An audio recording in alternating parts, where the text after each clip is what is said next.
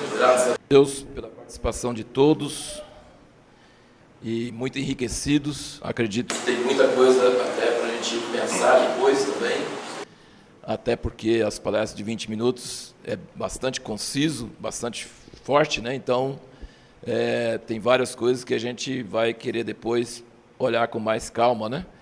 E eu acho que as perguntas e respostas também ajudam a gente a arejar mais o assunto, entender melhor o que a pessoa quis dizer.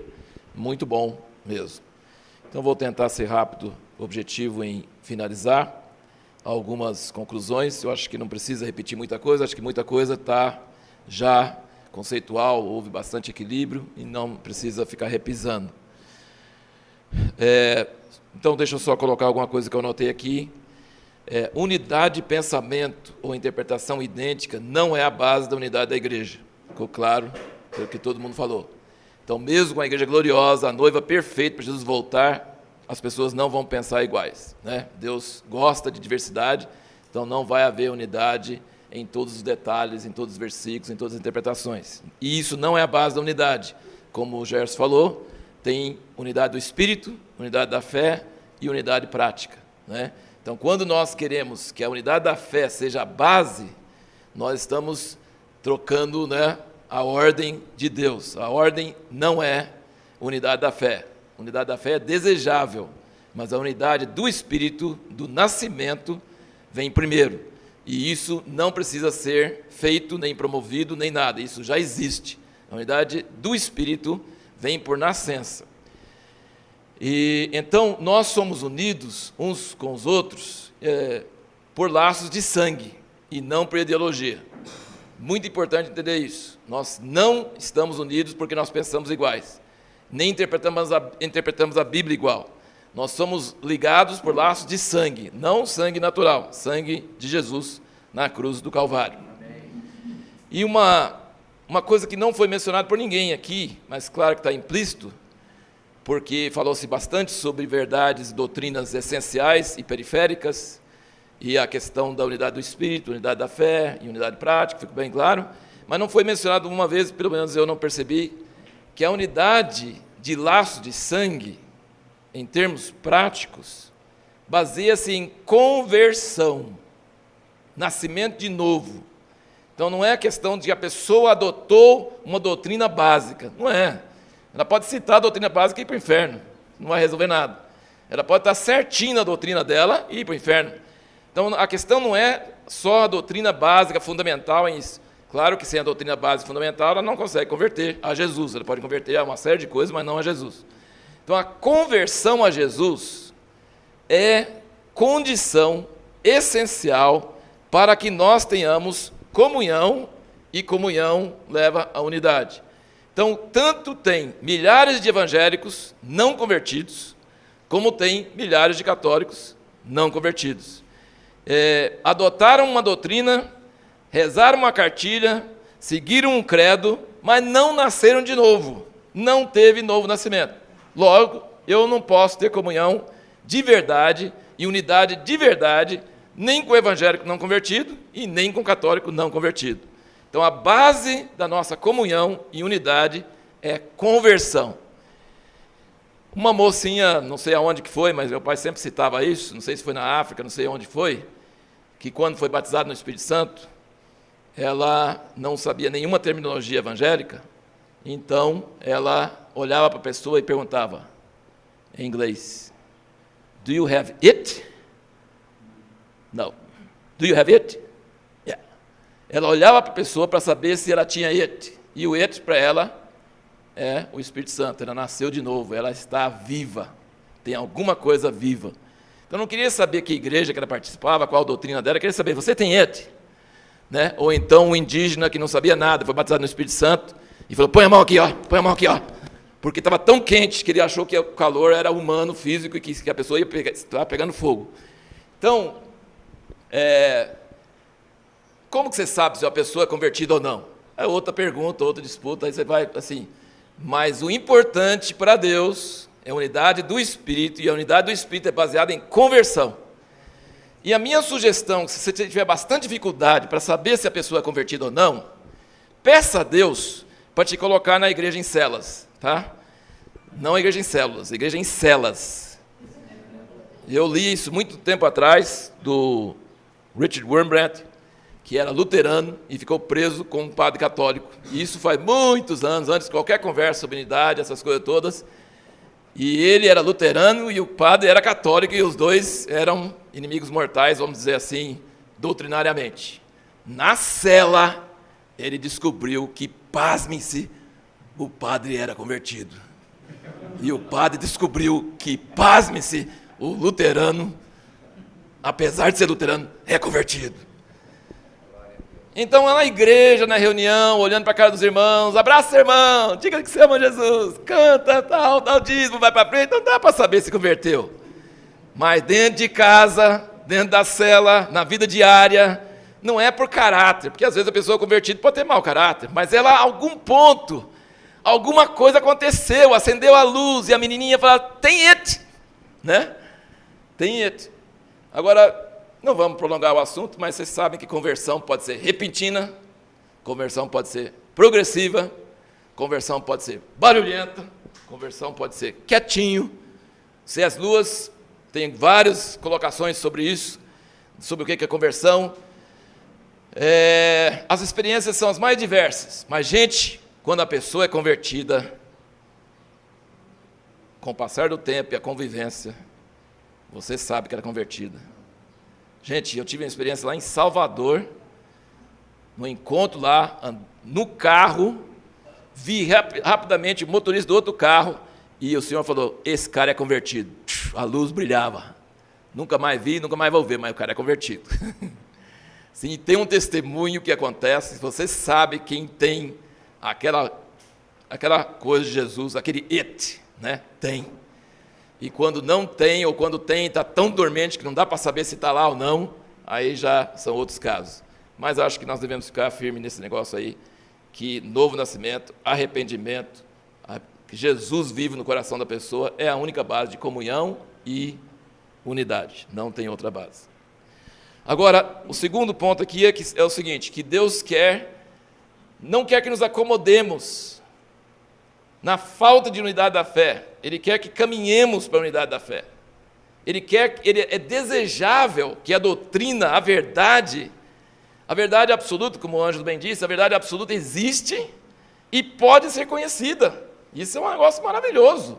Então nós temos que combater mesmo a civilização relativista e todo esse negócio, e chamar de arrogante quem tem revelação da verdade. Um dos maiores evangelistas do nosso tempo, Billy Graham, em número de pessoas, ele recebeu a unção para o seu ministério, quando Deus falou com ele, não precisa defender a Bíblia, não precisa justificar, você apenas abre e diz, a Bíblia diz. Fala com fé. Você não entra no avião e pergunta, será que o piloto fez curso? Não, você confia. Você não sabe por que o leite é branco, e vaca é marrom, e grama é verde. Mas você toma leite assim mesmo, pelo menos se você for igual eu. Então, Deus falou para ele, não defenda, só diga. E o Billy Graham não tem sinais e milagres, não curou ninguém, não fez nada, mas milhares de pessoas eram tocadas. Você pode falar, a Bíblia diz, ninguém vai ser convertido. Mas ele dizendo, a pessoa era convertida porque ele tinha essa revelação básica. E gerou todo o ministério dele, porque Deus falou com ele, a Bíblia diz. Isso é uma coisa tremenda, maravilhosa. Então Deus quer que nós cheguemos à unidade da fé, e não quer que a gente fique sempre como criança, só na base da unidade do Espírito, rindo um para o outro, né? Você é convertido? Sou convertido, você é convertido. Não! Ele quer que a gente tenha assunto, que a gente discute, que a gente comece a chegar lá. Mas para chegar à unidade da fé, tem alguns requisitos básicos. Então vamos assim, em ordem reverso. Jesus vai voltar. Primeiro. Segundo, ele volta para uma igreja unida, gloriosa. João 17, Efésios 5. Então a igreja do jeito que está não vai ser assim. Deus vai voltar para uma igreja gloriosa, unida, um corpo, um Senhor, uma fé, um batismo, uma fé, maturidade, Cristo na terra. Ele vai voltar para uma igreja assim. Então Cristo volta, a igreja vai ser unida, gloriosa, maravilhosa. Para chegar lá, gente, nós vamos ter que caminhar para a unidade da fé. E isso está acontecendo. Está acontecendo. Tem algumas coisas que ninguém discute mais. Por exemplo, eu sempre dou como exemplo, 40 anos atrás, nós publicamos um livro chamado Paternidade, do Derek Prince. Eu nunca vi ninguém discordar. A unidade da fé já está lá.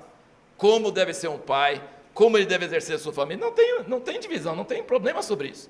Então, existe muita coisa que já está acontecendo sobre coisas básicas, importantes, que nós já temos a unidade da fé. Já existe um consenso. Mas se nós vamos caminhar para essa unidade da fé, e existem muitos pensamentos diferentes e às vezes até conflitantes, nós precisamos de alguns requisitos. O primeiro, você abrir mão de ser o certo, de ser o dono da verdade, de estar absolutamente correto. Isso é necessário. Nós chamamos isso da pior heresia, que é a heresia da ortodoxia. É o ortodoxo que aponta o dedo e chama todo mundo mais de herege. Quem pensa igual ele é ortodoxo, quem pensa diferente é herege. Ou então os cães farejadores da heresia. Então, quem pensa igual eu é certo, quem pensa diferente que eu é herege. Essa é a pior heresia. Isso não é chamado de arrogância, isso é arrogância pura, do inferno. Infelizmente, isso está contaminando a igreja protestante desde o início. Eles concordaram, gente. Hoje, a gente regrediu. No protestantismo, a gente regrediu. Porque no início, eles concordaram, como é que era, em 14 de 15? Ou 13 de 14? Não lembro mais, sempre misturo. Mas eu acho que eles concordaram em 14 de 15 pontos. Hoje, junta qualquer dois evangélicos, não vai concordar em 14 de 15, não. Só não concordaram no 15. E não apertaram a mão e separaram inimigos. Olha... Isso é nossa herança protestante, viu? Que coisa feia. Hoje a gente não tem essa unidade mais. Eles tinham uma unidade muito maior do que nós hoje. Quer dizer, a unidade decaiu. Então, irmãos, primeiro abrir mão de ser o certo. Se você fosse certo, você já estava arrebatado, já estava andando nas dúvidas, já estava lá, Você não é certo. Você mesmo daqui a um ano vai pensar muita coisa diferente. Eu espero. Porque se você daqui a um ano continua pensando do mesmo jeito, você parou no tempo, aí você está enrolado. Então, não faz sentido você obrigar que o outro pense igual você agora, porque você mesmo vai mudar. Então, abre mão de sua prerrogativa de ser correto. Sua interpretação é essa. As pessoas protestantes gostam de falar assim, a Bíblia diz. Você entendeu dessa forma, mas o outro entende de outra forma. Então, vamos ser mais humilde e abrir mão da nossa prerrogativa de ser o certo. Em segundo lugar, nós precisamos entender que Deus repartiu a verdade em muitas pessoas, Ele não colocou em um lugar só. Então, se eu abro mão de ser dono da verdade, a conclusão lógica é que Ele colocou a verdade em outros. Então, quando o outro fala, eu preciso escutar. E não escutar tolerando. Deixa ele acabar para depois eu falar o que é o certo. Não, eu preciso escutar mesmo. Porque ainda que ele seja comunista, corintiano e qualquer outra coisa, pode ser que algum pingo de verdade ficou nele ainda.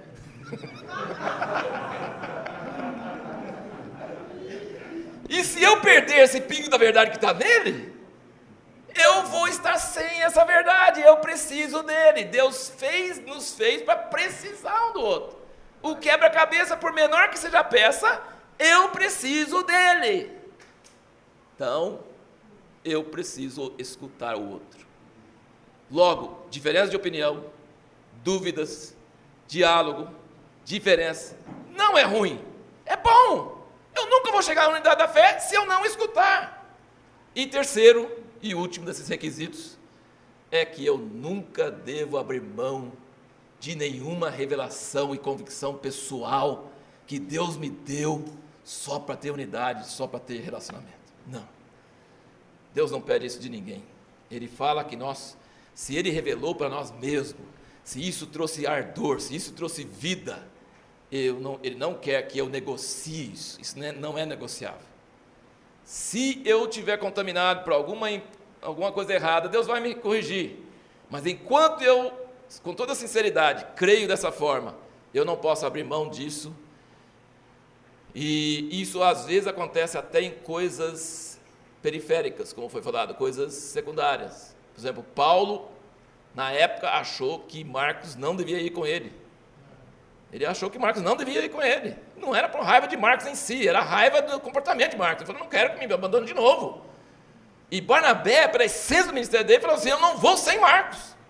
Então, a essência do ministério dos dois estava em jogo. Paulo não podia levar. Levou Silas e foi abençoado por Deus. E Barnabé não podia deixar de levar. E foi abençoado por Deus. Depois Marcos voltou a ser útil. Então, até em coisas periféricas, se Deus te falou, se Deus te dá convicção, você não é obrigado a abrir mão disso por causa de unidade. Você não deve dividir por causa disso, mas você não deve abrir mão disso. Nós podemos ter variedade, trabalhar em vários níveis, mas nós temos que ser fiéis ao chamamento celestial. Senão, a gente está perdido no mar de relativismo, e aí não vai ter nada que vai prestar.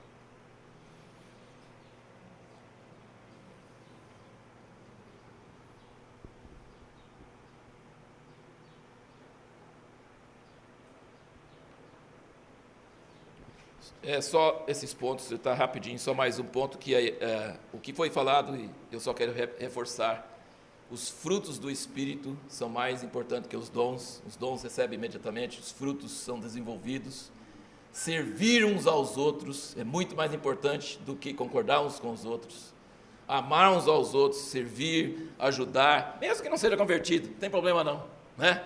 Assim, entendeu? Você não deve falar, não, você é unido ou não é unido, ele está dentro, está fora, você não sabe, não tem problema. Faça o bem a todos, ele diz, ame, sirva, abençoe, se interesse, se não tiver convertido, vai converter, se já tiver convertido, vai continuar convertendo mais, né? E vai por aí fora. Então, assim, é mais importante a gente estar enfatizando essa área do que a questão das discussões teóricas em si. Uma coisa também que nos ajuda bastante no processo da unidade é entender, e eu acho que tem muito a ver com a pergunta do Kiko, que eu achei assim, muito importante a gente entender isso, que promover a unidade por nós mesmos só vai produzir uma unidade política, e é falsa, é espúria e não funciona. Mas na medida que nós já chegamos a Cristo, todos nós, de diversos lugares, você está aqui, ele está aqui, outro está ali, e Cristo está aqui. Em vez de eu procurar ficar unido com os outros, mas eu gosto do fulano, mas não gosto do Beltrano, eu gosto da doutrina dele, não gosto da doutrina dele. Não.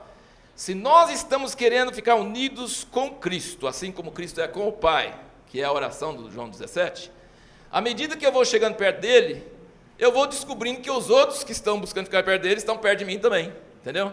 Todo mundo que tem sede de Deus, fome de Deus, amor a Deus, vai chegar mais perto de Deus e vai chegar mais perto uns dos outros. E essa unidade não é falsa, essa unidade é verdadeira. Aliás, essa foi a base que meu pai nos criou no Ministério da Literatura. Ele falou assim, não importa quem publicou, pode ser padre, pode ser, que era o Henry Nouwen, que muita gente lia Espaço para Deus e ficava abençoado, e quando chegava, descobria que ele era padre, ficava amaldiçoado, né, jogava fora. Ai, meu Deus! Porque a gente não pôs na frente, ou pôs escondido, sei lá.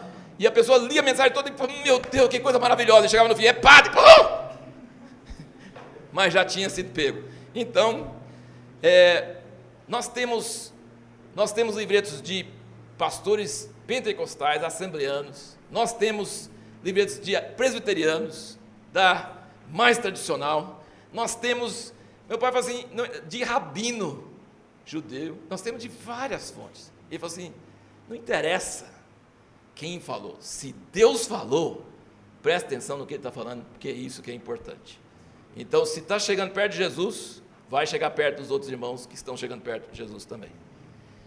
Mas, como eu disse antes, para chegar perto de Jesus, só jejuando e orando, indo para o monte 40 dias, não vai resolver. Deus escondeu Jesus dentro de vários outros. Então, enquanto você está querendo chegar perto de Jesus, você vai descobrir que ajuda bastante você encontrar com outros que estão querendo chegar perto de Jesus. E aí, irmãos, tem que tirar os obstáculos, né? Isso que eu acho que todos aqui falaram. Tem obstáculos artificiais, manufaturados, né, pela mão do homem. Se não fosse ele católico, seria maravilhoso. Irmão, esquece que ele é católico e deixa Deus fluir entre vocês. Entendeu? Basicamente é isso. Não, se ele vem de uma herança diferente, ele vem assim, ele vem da congregação cristã do Brasil, ele é da Universal do Reino de Deus, meu filho.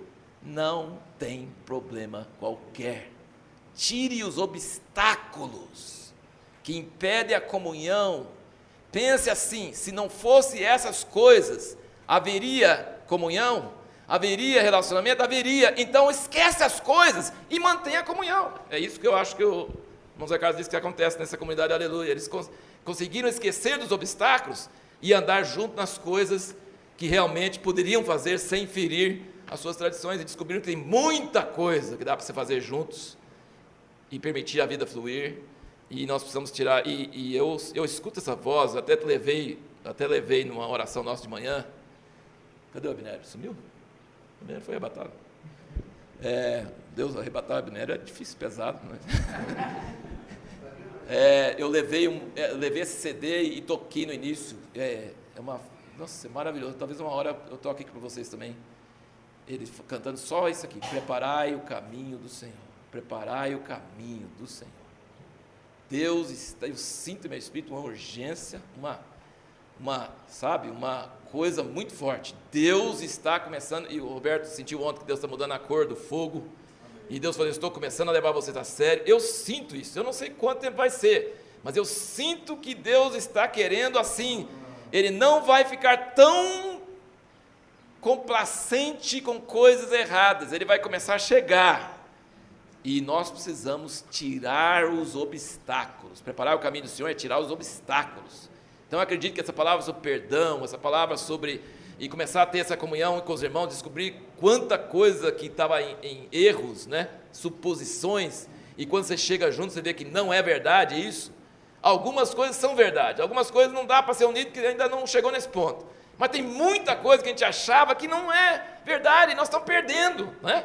Então, assim, Deus está querendo preparar a igreja, e Ele vai preparar a igreja através desse tipo de processo. Nós precisamos amadurecer, viu, irmãos? Parar de brincar, você está no meu clubinho, o outro está no clubinho dele, você não é dos nossos. Nós precisamos parar com isso. Nós precisamos começar a abrir a mente e permitir que o Espírito Santo haja através de nós, entre nós, e que diferenças e dúvidas. E terminando, o último ponto, toda essa conversa sobre unidade não muda as verdades escatológicas de Apocalipse, no meu entender. Fui criado sobre isso.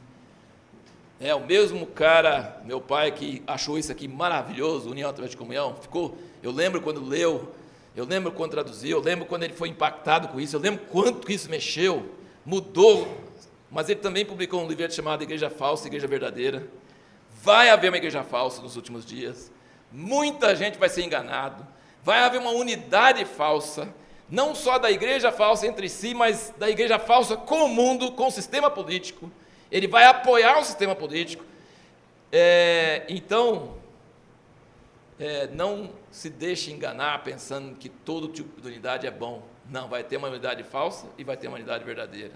A unidade falsa é a institucional, é a que vai relativizar a palavra. A unidade verdadeira não vai ser institucional, não vai ser com parâmetros organizacionais, mas vai ser real, vai ter uma unidade entre nós, que nós vamos dar a vida uns pelos outros, independente se pensa igual ou não, e o mundo vai ficar pasmo diante de um povo tão fundamentalista, que é uma ameaça para o sistema do anticristo. Então não deixa de entender isso. Sim, a mulher, a prostituta, está montada na besta, e a besta não atingiria seu poder se não fosse através dela. Então tem uma igreja falsa, não é a igreja católica em si, são todas as igrejas institucionais que vão se unir para formar essa igreja falsa, e nós não estamos conivendo com isso de jeito nenhum. Nós estamos ainda firmes de que essa unidade nós estamos fora. Nós só queremos essa unidade do Espírito Santo, que liga as pessoas convertidas genuinamente umas com as outras, em amor e no fluir do Espírito Santo. Amém? Vamos orar, vamos ficar em pé, vamos orar.